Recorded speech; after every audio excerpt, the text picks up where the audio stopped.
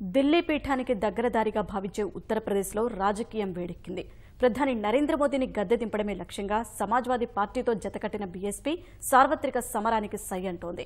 కాంగ్రెస్తో దోస్తీని కాదని బీఎస్పీ అధినేత్రి మాయావతి లోక్సభ ఎన్నికల బరిలో దిగుతున్నారు. ఈ నేపథ్యంలో గత సార్వత్రిక ఎన్నికల్లో 0కు పరిమితమైన బీఎస్పీ పోగొట్టుకున్న సంప్రదాయ ఓటర్ల మద్దతును తిరిగి సంపాదిస్తుందా, దేశవ్యాప్తంగా తమకున్న ఓట్ల శాతాన్ని సీట్లుగా మార్చుకుంటుందా అనే అంశం ఆసక్తికరంగా మారింది.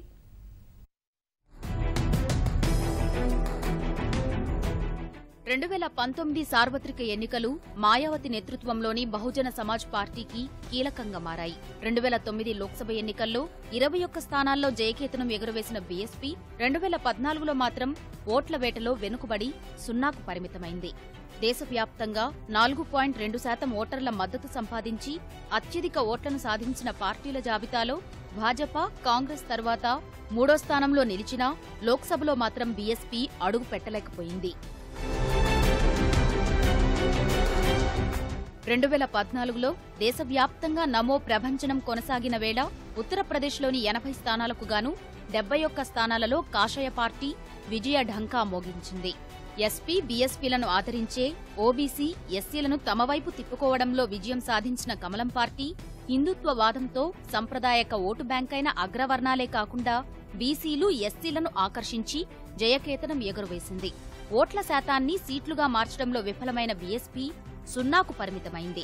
2014 ఎన్నికల్లో ఎస్సీలలో తమ సంప్రదాయక ఓటు బ్యాంకైన జాతవ్ సామాజిక వర్గం ఓట్లలో సరాసరి 20% బీఎస్పీ కోల్పోయినట్లు నివేదికలు వెల్లడించాయి. దేశవ్యాప్తంగా పోటీ చేస్తున్నప్పటికీ యూపీ మినహా మిగతా రాష్ట్రాలలో బీఎస్పీ ప్రభావం పెద్దగా లేదనే చెప్పాలి. 2009లో మధ్యప్రదేశ్లోని రేవా లోక్సభ స్థానాన్ని గెలుపొందడం మినహాయిస్తే 1998లో ఆఖరిసారిగా బీఎస్పీ ఉత్తరప్రదేశ్ వెలుపల విజయం సాధించింది. హర్యానాలోని అంబాలా లోక్సభ ఎన్నికల్లో 1998లో బీఎస్పీ గెలుపొందింది. 1989, 1991 ఎన్నికల్లో 3 లోక్సభ స్థానాల్లో గెలిచిన బీఎస్పీ 1996లో 11 లోక్సభ స్థానాలను సొంతం చేసుకుంది. ఇందులో 3 పంజాబ్, 2 మధ్యప్రదేశ్, 6 ఉత్తరప్రదేశ్లో నెగ్గింది. 1999లో 225, 2004లో 435, 2009లో 500, 2014లో 503 లోక్సభ స్థానాల్లో పోటీ చేసిన బీఎస్పీ పెద్దగా ఫలితాలు రాబట్టలేకపోయింది.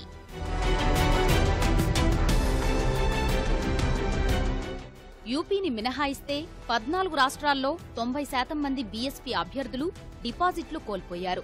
అయినప్పటికీ ఇతర రాష్ట్రాలలో జరిగే శాసనసభ, లోక్సభ ఎన్నికల్లో బీఎస్పీ అభ్యర్థులను బరిలో నిలుపుతూ వస్తోంది.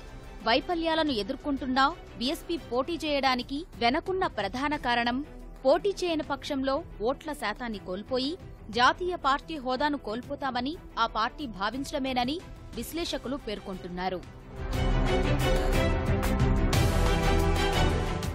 ఎస్సీలు, ముస్లింల పార్టీగా ముద్రపడిన బహుజన సమాజ్ పార్టీ గత ఎన్నికల్లో ఎస్సీ రిజర్వ్డ్ స్థానాలలో సైతం సత్తా చాటలేకపోయింది. యూపీలోని మొత్తం 80 స్థానాలలో 17 స్థానాలు ఎస్సీలకు రిజర్వ్ కాగా 2004లో 5 గెలిచిన బీఎస్పీ 2009లో కేవలం 1 చోట మాత్రమే విజయం సాధించింది. 2009లో ఉత్తరప్రదేశ్ వ్యాప్తంగా బీఎస్పీ హవా కొనసాగి 21 చోట్ల గెలుపొందినప్పటికీ కేవలం 1 ఎస్సీ రిజర్వ్డ్ స్థానాన్ని మాత్రమే సొంతం చేసుకుంది. భాజపా మాత్రం 2014లో జరిగిన సార్వత్రిక ఎన్నికల్లో యూపీలోని అన్ని ఎస్సీ రిజర్వ్డ్ స్థానాలలో జయకేతనం ఎగురవేసింది.